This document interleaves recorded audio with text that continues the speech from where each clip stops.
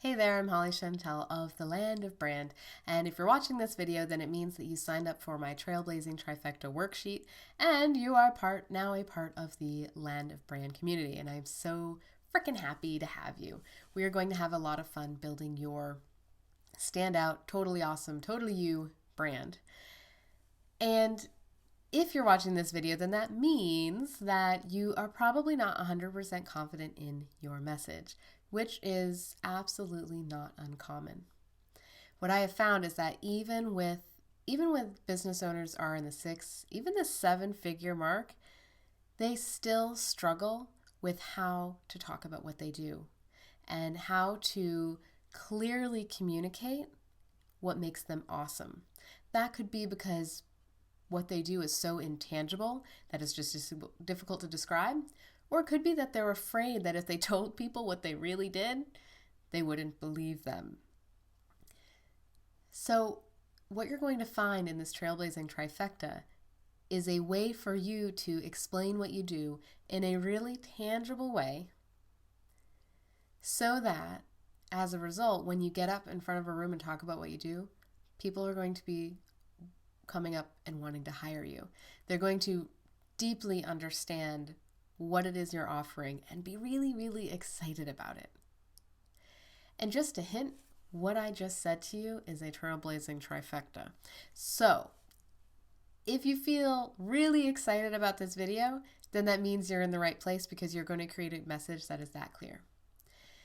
So moving on. So do you know what the number one killer of sales is? It's confusion. And not just confusion, you've probably heard that if you offer too many options or you create, confusion because you're saying too much and overwhelming people that the brain gets confused and it's an automatic no. There's that. But the real killer is confusion and people not really understanding what it is you do. Because as you've probably found, your profession or your job title, quote unquote, doesn't accurately capture what makes you awesome. And oftentimes you'll talk about what you do and then you'll hear someone else, someone else will refer a client to you and you'll be like, but wait, I don't actually do that, or I can't actually help them in that way. And the reason that happens is because your message isn't clear. There's confusion. Or you'll talk to someone about what you do and they'll go and hire someone else to do the thing that you do, and you'll be like, what happened? They're like, well, I didn't know you did that.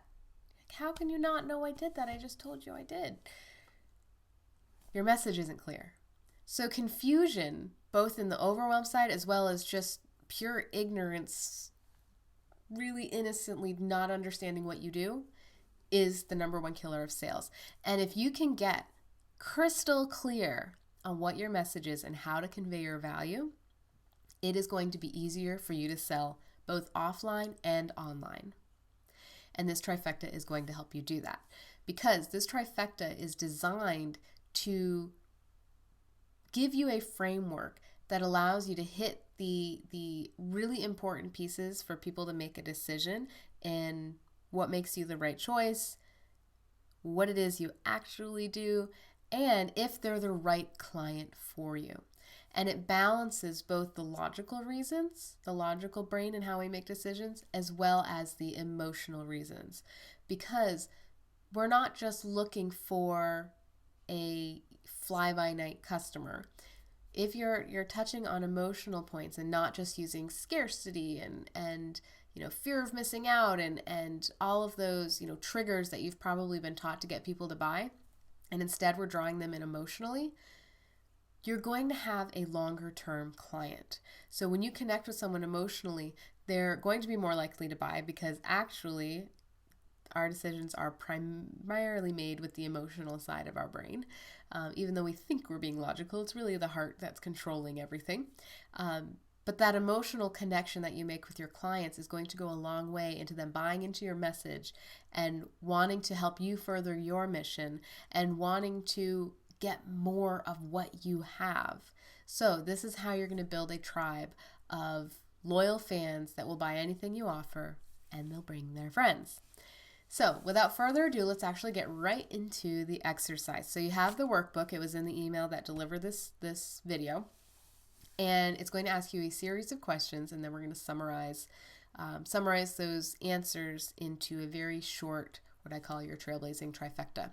So the trifecta is made up of 3 things: philosophy, methodology, and promise.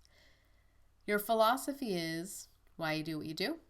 Methodology is why you do it the way you do. And the promise is why you. You'll notice those are 3 whys, right? So philosophy, why you do what you do. Now, when you think about this question, you've probably heard it before. Why do you do this? Why do you? Your brand starts with why. Oftentimes, it's very easy to answer this question as you personally, why do you have a business? Which, for me would be because I really don't like being an employee. I don't like watching the clock. I don't like people telling me what to do. I am a freedom person, totally independent. I cringe when I think of working like in a 9-to-5 job. You guys don't care about that, do you? I mean, you guys might be jealous of my lifestyle, being able to spend, oodles of time with my kids and making my own hours and, being able to take vacation whenever I want and having money flowing freely. That might make you jealous. It might make you say, hey, I want that, but it doesn't make you want to hire me. What would make you want to hire me is why I do this business, why I feel so strongly about branding as the vehicle to helping you achieve your dreams. That's why you'd want to hire me, right? So your philosophy is the thing that you stand for, the thing that you were put on this planet to do, to make a change, to make an impact, to create something that's bigger than yourself. So the question on the worksheet is, what is the problem that you see either in the industry or the world that you are on a mission to change? Make sure that this problem relates to your target audience. So this could be, the problem could be how you're seeing other professionals helping their clients or helping your potential clients in a way that really isn't serving them. Or it could be a pattern that you see with your clients and potential clients in a way that they're solving the problem that that if they could just shift this one thing or do it just a little bit differently or a lot of bit differently, they would have just a completely different experience.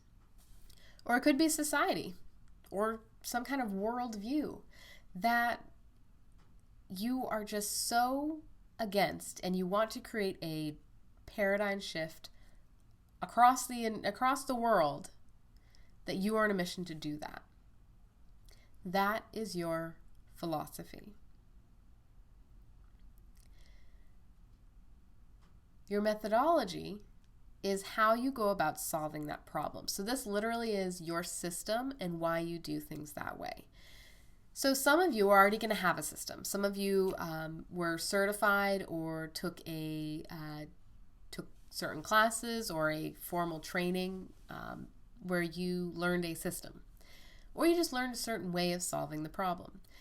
And this is where people get a little scared, because obviously your methodology is probably not completely unique.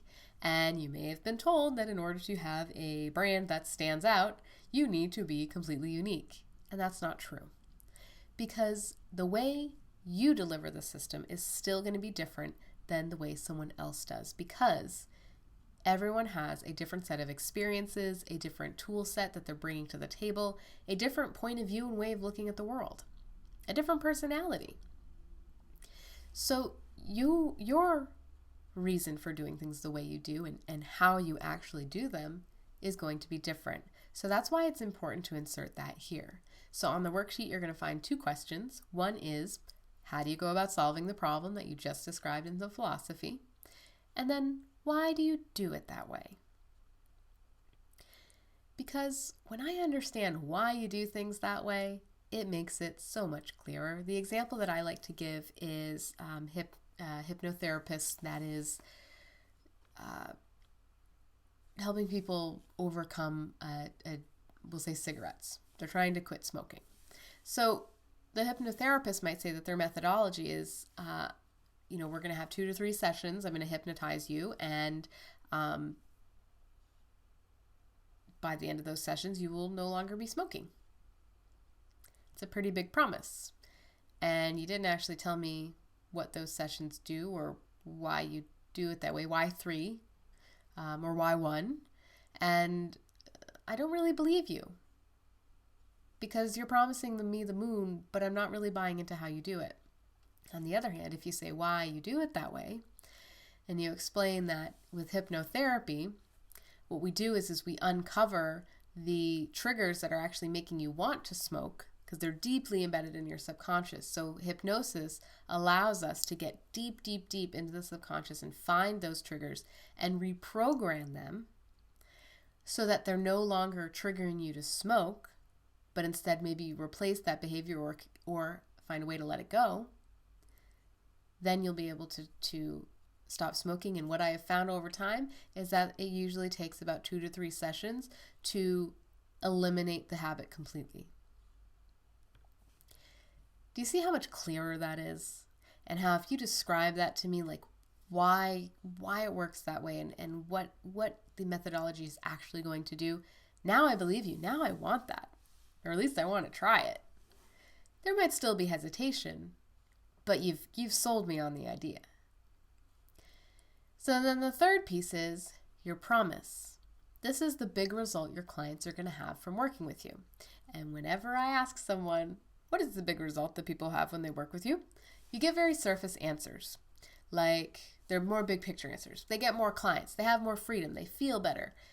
They're these really big picture promises that sound really good to you only because you know what that feels like. You know all the stuff that is going on behind those big words. And what we want to do is we want to expand that language a little bit again so it's much clearer.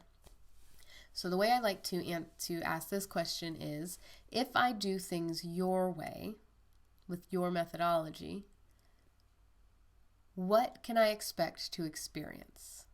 Or what result can I expect to have? So to give you an example, let's say you are a marketing coach and your methodology is to create marketing plans that are catered to a person's personality. So the marketing methods that you're using are something that feels natural to them, and the messaging and how it's delivered is really, really authentic. So that's the methodology. So the promise would be, as a result of doing things this way, you will be able to market yourself in a way that feels comfortable and is still effective so that you can get clients without feeling like a scumball.